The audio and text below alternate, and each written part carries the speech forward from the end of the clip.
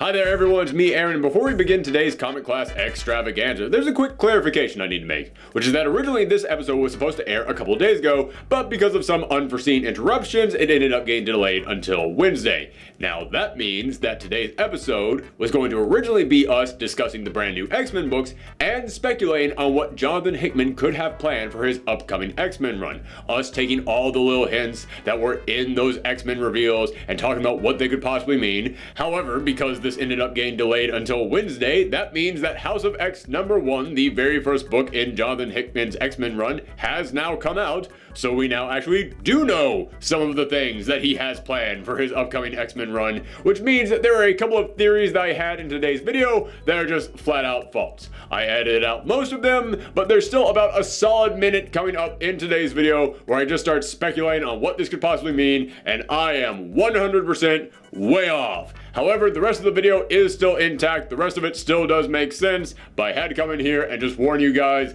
yes, I am aware I am 100% wrong for that solid minute of this video. However, if you do want to know our thoughts on House of X #1, we will be talking about that on a third episode of Comic Class. Yes, you are getting a third episode this week in just a few days, so make sure that you come back for that and enjoy our discussion about the new X-Men books.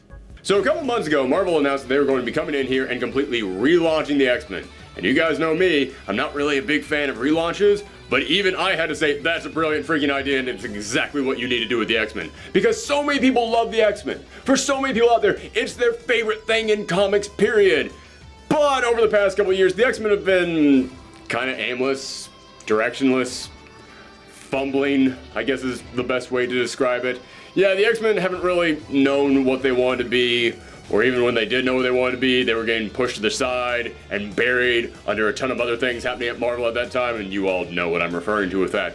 So, yeah, the X-Men have kind of had a rough period, because even when Marvel tried to go back on the problems that they had with the X-Men, and they tried to fix the X-Men, it still had problems, and it still really kind of stumbled when they tried to get people excited about it all over again. What they needed to do is they needed a fresh start. They needed to come in here and just create that brand new spot that everyone can start reading at in order to revitalize the X-Men, and it looks like that's exactly what they're doing. Because we already knew they were bringing in Jonathan Hickman, a guy who, if you want to get everyone talking about a book, that's the guy you get to work on that book. Especially if you want it to be weird. Jonathan Hickman is really good at just writing weird stuff. Stuff that makes you go, I don't know what this means, but it sounds important. I feel smarter by reading this book, even though I didn't get any of it. Yeah, if you want somebody like that, you get Jonathan Hickman on the book. So they're getting Jonathan Hickman on, and he's going to cancel all the X-Men books out there and get it down to just 2 titles. House of X, Power of X. The old Hawks and Pox. So he's going to have those books going out back and forth, and as soon as they're done, all the X-Men books are getting relaunched. Brand new rosters, brand new characters, brand new books, brand new teams working on these series. Everything about these are going to be new and refreshing, and they're all going to sprout out of that fresh starting point in House of X and Power of X. So yes, if you're going to relaunch your entire line of books, that's how you do it. So yeah, I'm very excited about all these upcoming X-Men titles, and at San Diego Comic-Con this previous weekend, they came out here and they announced what the new X-Men titles are going to be. We now know what books are going to spin out of this fresh X-Men launching point. So today on Comic Class, we are going to take a look at it. We're going to discuss the 6 titles that have been announced, which by the way, I just gotta go ahead and say this right now. 6 is a very good number. If you want to not flood the market with X-Men books, if you want to take all those X-Men fans and give them a manageable number of books to start reading, 6 is pretty darn good. That's a pretty decent amount of books that everybody can find the ones they like. And if people want to read all of them, 6 is not asking too much of everybody out there. And if you want to expand from there, you have room to grow. Yeah, 6 is a perfect number. And we are going to look at the 6 books that have been announced for the X-Men. Now, the first book they announced is, of course, the main X-Men book, X-Men. It's weird that it's not Uncanny X-Men, but we just had an Uncanny X-Men series. That's wrapping up. You want to take a little time before you relaunch Uncanny X-Men all over again? Makes sense to me. So it's just going to be X-Men, and the description for this says that the X-Men find themselves in a brand new world, and things have never been better. And I'm going to go ahead and address this because, listen, I'm not going to come in here and speculate about what Jonathan Hickman is going to do with the X-Men, because no one can understand what Jonathan Hickman is going to do. I didn't even know what he was doing in his Avengers run until like maybe issue 30 of his Avengers run. It was like 2 years down the road until I finally went, oh, now I'm glad that I read all these books. Okay, whew, I thought I was wasting money up until this point, but no, and I'll loop back around this. Hey, there we go, now I got this whole thing. Yeah, I have no idea what he plans on doing with the X-Men, but there are a couple of things in the descriptions about these new books that do make me kind of get an idea of where it's going. And one of them is that it does look like the X-Men are now doing okay. It now looks like the X-Men, it's not that they're not being hated and feared, it's not that there aren't people out there anymore who hate mutants, but no, you look at this and it's like, okay, it no longer looks like they have to be in hiding. It no longer looks like something's trying to destroy them. It looks like things are coming up Millhouse for the X-Men right now. It looks like everything's sort of working out for them for a change. And I am 100% okay with this. Because yes, listen, a very important part of the X-Men is that they're meant to be representatives of everybody in the real world who faces discrimination. So of course, facing off against the people who hate and fear the mutants, that's always going to be part of their mission statement. However, over the past couple years, we had House of M. This event, which they came in here and they wiped out like 99% of all the mutants on the entire planet. You took thousands and thousands of mutants and got them down to like 100 remaining ones. That's it. Yeah, the mutants, for several years after that, were an endangered species. They were about to be wiped off the planet. No more new mutants could be created. They were just being destroyed. It looked like the end for the mutants. And then there was hope. Then after the events of Avengers vs. X-Men, oh my goodness, new mutants are coming back. Oh, we've created this thing that allows mutants to be reborn. Oh, we can now get new mutants in here. That's amazing. That's great. And then like almost immediately after that happened, the whole Inhumans thing began, in which the Terrigen Mist was going around the planet, just killing all mutants. Any mutant exposed to that, instantly died. Just bam, they're dead. That's all there is to them. Yeah. It was also preventing any new mutants from being created, once again. So now you took this very small amount of mutants who had just recently started to blossom and grow again, and now they're being destroyed again, being completely wiped out.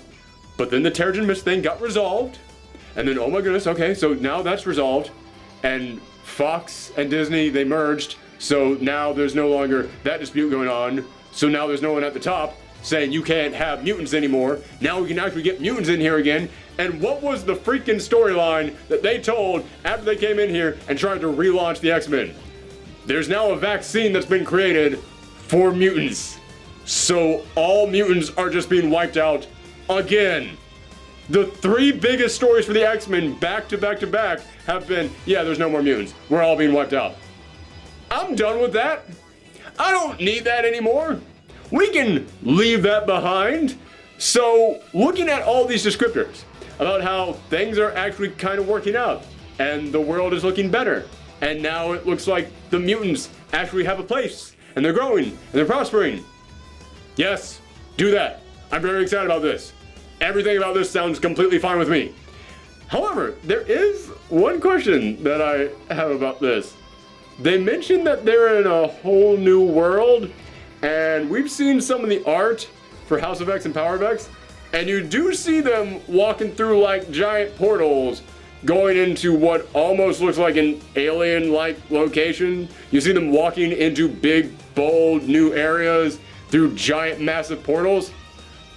I'm really hoping that they're not going to just pick the X-Men up and move them to an alternate reality.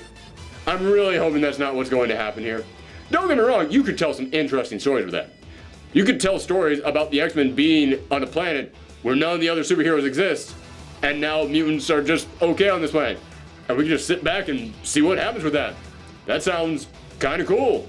I would be very interested in reading those stories, but I don't want that to be the thing that happens with all the mutants out there. I do want the X-Men to be able to interact with the other characters in the Marvel Universe. I do want them to be a part of the Marvel Universe So if it turns out that they are actually just going to split them off into their own separate universe, yeah, I don't know how I would feel about that. If there's anybody I would trust to do that, it is Jonathan Hickman. But still, I don't know if there's anybody I would want to do that, even if I do trust them with it. Because, I mean, just think about this. With the Fox Disney deal, yes, 95% of that is a huge problem. But the 5% that actually is kind of good is that, oh my god, we can finally stop throwing the X-Men under the bus and trying to separate them from the rest of the Marvel Universe. They can finally be part of the Marvel Universe. So if it turns out that what I'm guessing is correct, and they are just going to be separated immediately and put in their own universe, it's gonna be weird. I don't know how I'm gonna feel about that. But again, that is a wild speculation. I don't want anybody out there to come in here and go, oh my goodness, does that mean it's happening? No, I'm a random idiot on the internet. I have no actual information about this. That's just kind of the feeling that I'm getting from all the books that have been promoted. But even if that is not what is happening, the thing that we can tell for sure is that, yes, things are actually going to be okay for the mutants. Yes, there are still the people out there who hate and fear them, and we're going to have to deal with that, but everything else is fine. We don't have to worry about them being wiped off the face of the planet for the 4th time in a row.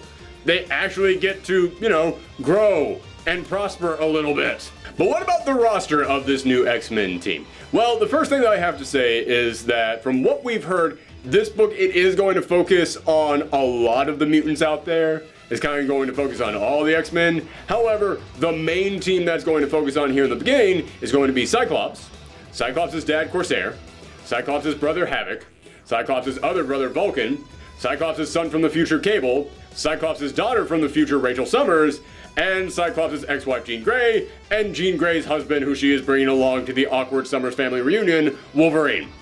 I'm kidding about that. Jean Grey is not actually married to Wolverine. However, that is the vibe that you're getting from this. The vibe that I got looking at this roster was, wow, that was really gutsy of Jean Grey to bring along her new boyfriend Wolverine to the Summers family reunion. That's exactly what this looks like is happening here. And it's so weird to me to picture that this is the roster for the main X-Men team. I mean, don't get me wrong, it looks like a really interesting book. You look at this book and you just think, oh my god, this thing looks like a story I want to read.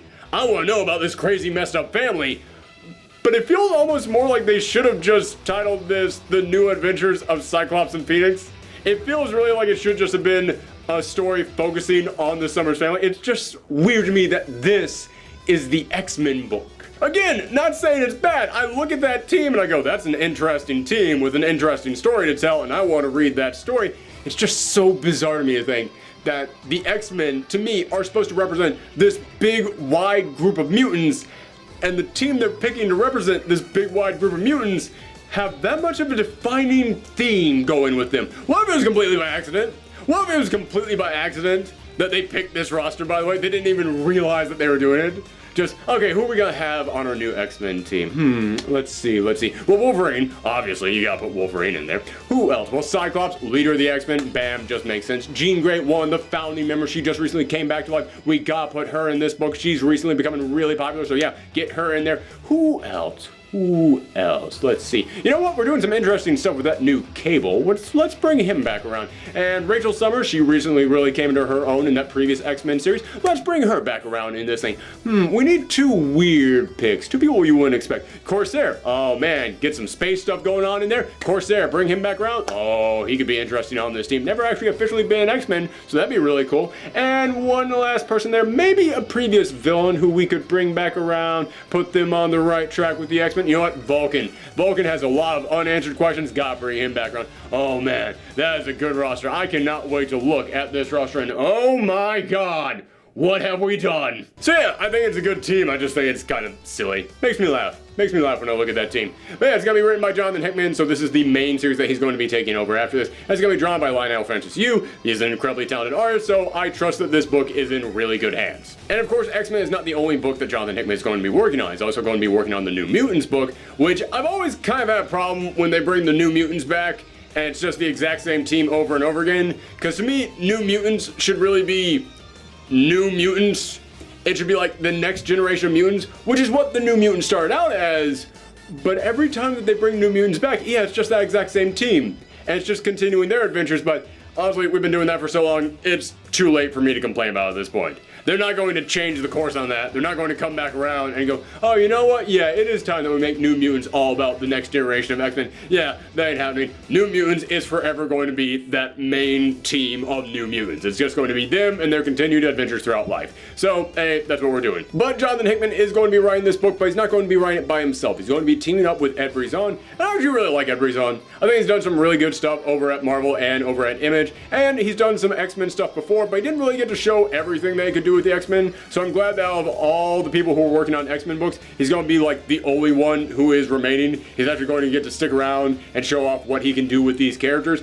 And the roster for this team, as I said, is going to be the New Mutants. It's going to be that same team over and over again.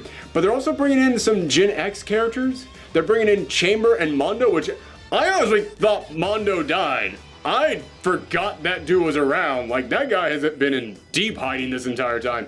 So, yeah, they're bringing them back around, which also I know that Chamber recently died, which makes me really question what is going on here.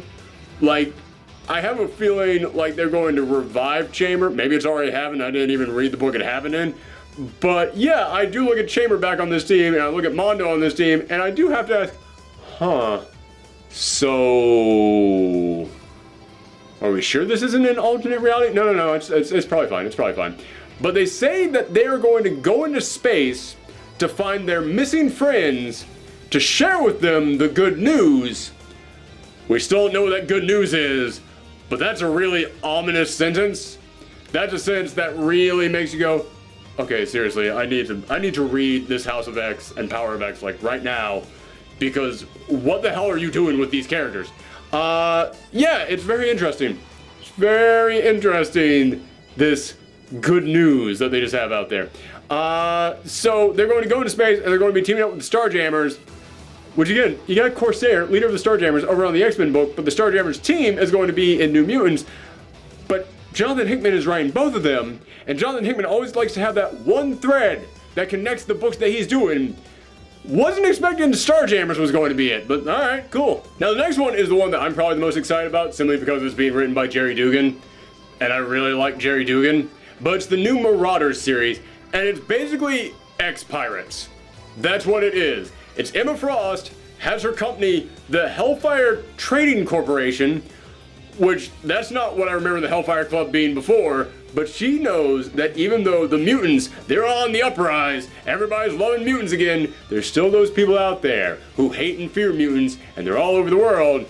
So she basically has a boat, and she's gonna load it up with mutants who are going to sail around the planet, just basically helping out mutants wherever they find them. Really interesting idea, but it does raise the question of, hold on, don't the X-Men have like a supersonic jet that can get wherever they need to go, like in the blink of an eye?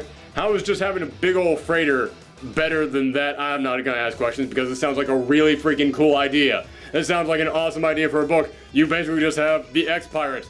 But it's a weird team they have put together to be the X-Pirates.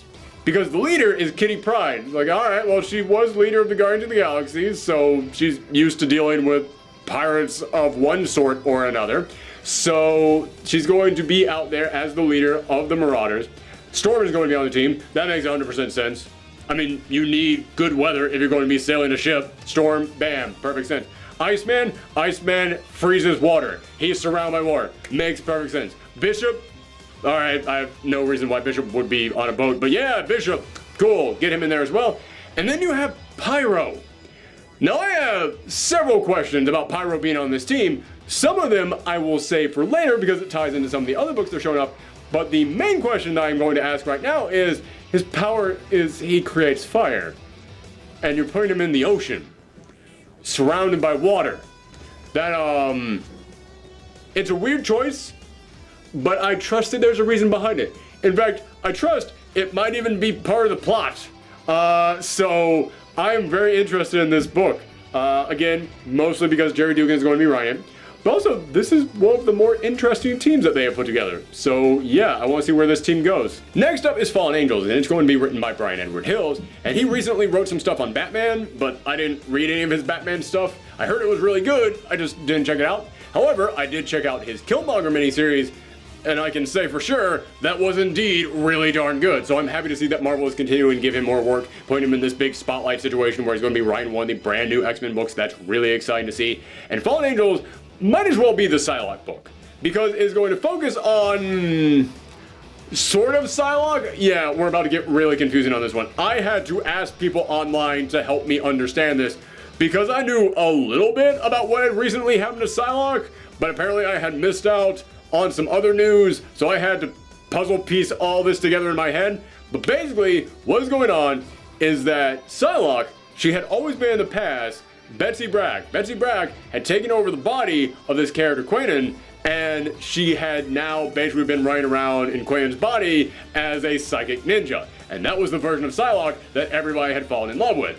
However, as time went along, Marvel realized, oh, having a white character basically wearing an Asian character's body is problematic at best. That is probably the nicest way you can put it. There's a lot of problems when it comes to the character of Psylocke, with Betsy Braddock being inside of Quayon's body. So they eventually had to do something about that. So what they did is they recently resolved all that by having Betsy Braddock be removed from Quayon's body, and then she used her energy to reconstruct her original body. So now Betsy Braddock is her own thing, and Quanon is her own thing, and now Quanon is going to go on to be the new Psylocke. And that is perfect.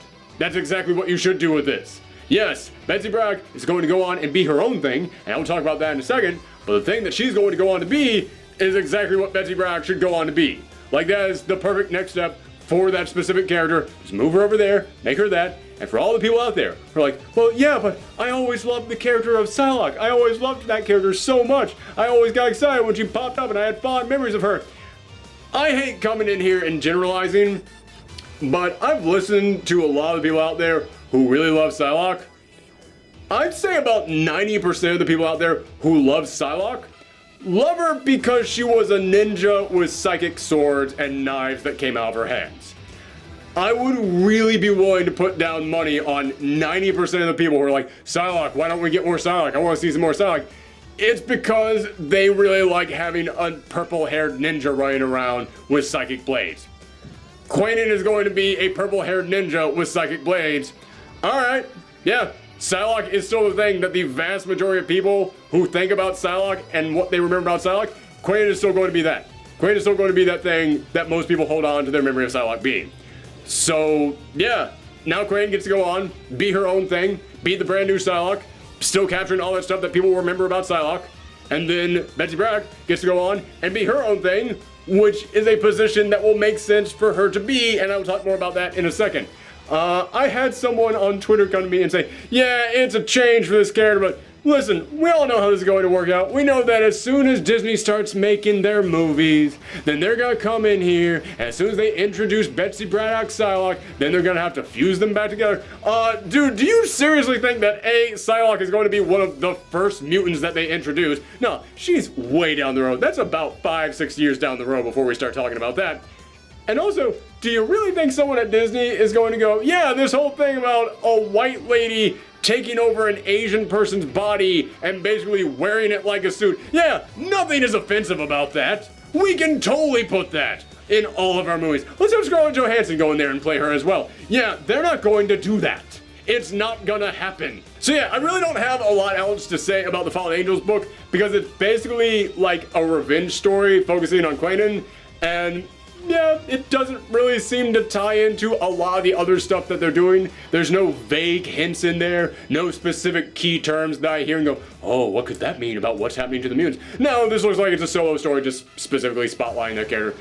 That's totally cool, because you do kind of need something to come in here and go, this is who the new Psylocke is, even though she was kind of sort of the old Psylocke, in a way, sort of. Listen, you're getting your purple-haired ninja back. That's all that matters. We need a story that focuses on the purple-haired ninja, so people now know who this purple-haired ninja is. Bam, done. There's your Psylocke book.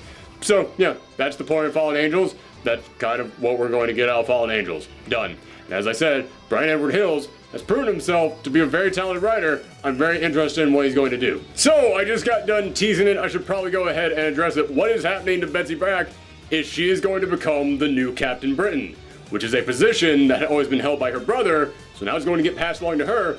Awesome, great, because again, that does feel like a promotion for her, because it is this big important role looking over this entire magical realm on our planet. Yeah, you absolutely need someone of high importance in that role. This is kind of like Betsy Brack getting a promotion. She can't be Psylocke anymore, she needs a new role. No real title you were going to give her was going to stick quite like Psylocke unless you gave her some kind of a promotion. Captain Britain is sort of a promotion for her when you think about her past and everything that she's gone through and her family connections. So yeah, I love the fact that she is now going to be the new Captain Britain. She's going to be the leader of the next book, Excalibur. It's going to be written by Tini Howard, she's done a lot of stuff that I've enjoyed, nothing I've loved, but I've never been displeased with anything she's done. I've just kind of been either okay or yeah, that's pretty darn good. However, I've always gotten the sense from her writing that she really prospers when she has to write big, crazy, magical stuff. And I don't really get the feeling like she's been allowed to just go off just yet. So it looks like this book is going to allow her to go off. And also, I just gotta come in here and say, I haven't mentioned a lot of the artists on these books, but Marcus To is going to be the artist on this book. I freaking love Marcus To. Marcus To, I think, is one of the most underrated artists working in the industry right now, so I'm glad to see that Marvel is going to come in here and give him such a huge job. Now this title, it is going to focus on Betsy Brack's new role as Captain Britain, because Captain Britain deals with the world of magic, so this is going to be the story of how mutants connect to the world of magic. It's going to be a team of mutants who explore this magical world, so yeah, that sounds like it's fun, especially when you know the history of Excalibur. When you look back at some of those really early Excalibur books, they were insane! They were some of the weirdest books out there, so it's kind of awesome that this book is going to try and recapture that. And the roster on this book, it's going to be Betsy Brack, and then it's going to be Gambit, Rogue, Jubilee, Richter, and Apocalypse. Now, on the one hand, Apocalypse joining an X-Men team sounds insane. But to me, when you listen to the premise of this book, and how it is the X-Men dealing with the realm of magic, Apocalypse is probably the best member of that entire team.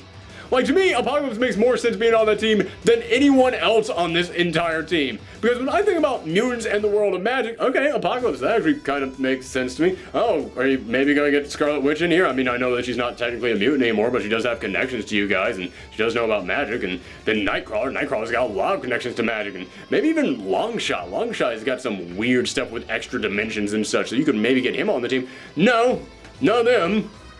Gambit, Rogue, Jubilee, and Richter. Now, I like all those characters, but it's so weird to me to think that that's going to be the X-Men's magic team. They are not at all what I think of when I think of the magical mutants. It's weird. It's odd choices, but it is a good team. That's the thing I gotta say about every single one of these teams. They're all good. They're all good rosters. They're all characters who I want to see interacting with each other. They're all characters who I'm going to really enjoy seeing their adventures together as a team, but this is just an odd team to have focus on magic, in my opinion. Also, weird thing to point out, Rogue is going back to her old look. I'm kind of torn on that, because on the one hand, Rogue with the jacket on, yeah, that is a good look, and is definitely the most famous Rogue look.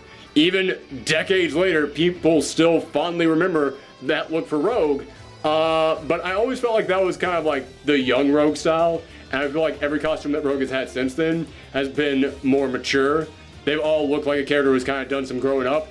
So it does kind of feel weird for me to go back to that. Yes, it's probably one of her best costumes, but it also feels kind of like a little bit of a step backwards, whereas all the other costumes look like they were a little bit more mature. I always love that one of her with the hood and the big cape. Like, that to me just looked very pristine, very mature and honorable and noble, but you know, maybe that's not the vibe that they're going with in this book. Who knows? But yes, good roster. Next up is X-Force, and this X-Force book, it kind of sums up a lot of the opinions and a lot of the theories that I've had about all the X-Men books that have been announced so far, and what this whole storyline might be about. But let's go ahead and start by talking about who is writing it. It's going to be written by Benjamin Percy, who recently got done writing was, in my opinion, one of the best Green Arrow runs of all time, my personal favorite Green Arrow run at least. And this book, in the past, Uncanny X-Force, it was like the Black Ops team for the X-Men. It was the X-Men who dealt with this stuff that no other X-Men team had the guts to take care of. This is more of like the CIA is how they're describing it. They're describing it as being like the CIA of the mutant world. Half this team is intelligence. So you got Beast, you got Sage, which I haven't seen her in for freaking ever, so it's cool to see her back. Then you got Jean Grey, and then on the other half, you've got the special ops. You've got the action side of the team that takes the intelligence and goes out there into the field with it. And that's Wolverine, makes sense. Colossus, okay, I can totally see that. You got Kid Omega, which, okay, cool, you gotta put him somewhere. And then you got Domino, which, yeah, if you're going to have a Black Ops team, you absolutely need Domino on there. So yes, that is a perfect roster for this new idea that they have for X-Force, where it's no longer just the tough and gritty X-Men, but no, more of like an actual organization that is well managed to go out there and take care of all the things that X-Force needs to take care of. Yeah, okay, I like this roster here. But, as I said, this brings up a lot of the questions that I have with what is going on with the X-Men. Because, as I said, in the past, X-Force was more of its own thing, its own split-off team that was just kind of the tough, gritty X-Men.